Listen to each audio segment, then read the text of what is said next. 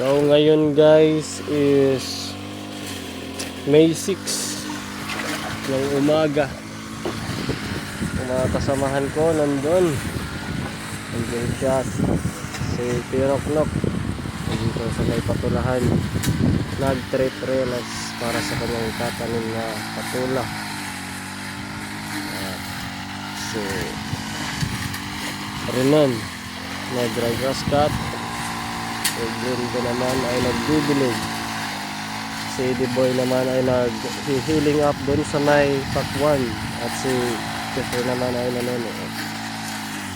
At mamaya-maya babalik kami doon magbubuho.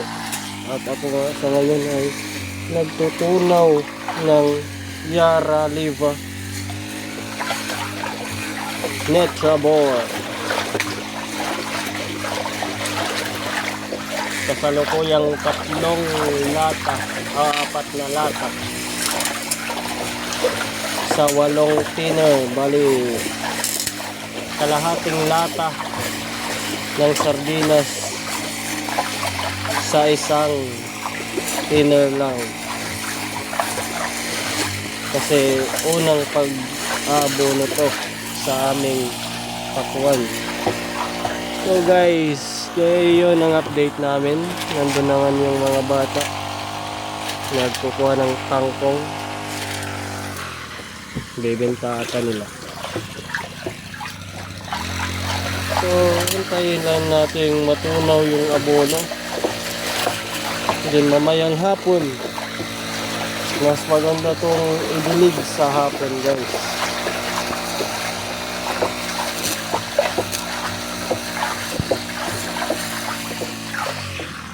Kaya hintay lang kayo, hintay lang kayo guys, ha?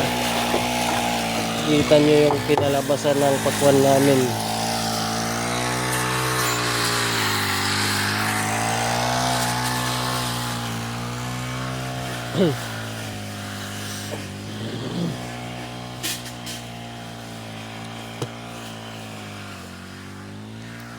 Okay vlog, nandito tayo sa Eco Farm.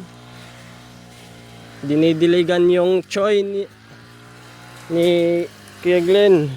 Oh, guys, masaya lang kami dito. Ha? Oh, doon naman kami sa Kaluyong Bukid, sa kabilang isla. kabilang buhay.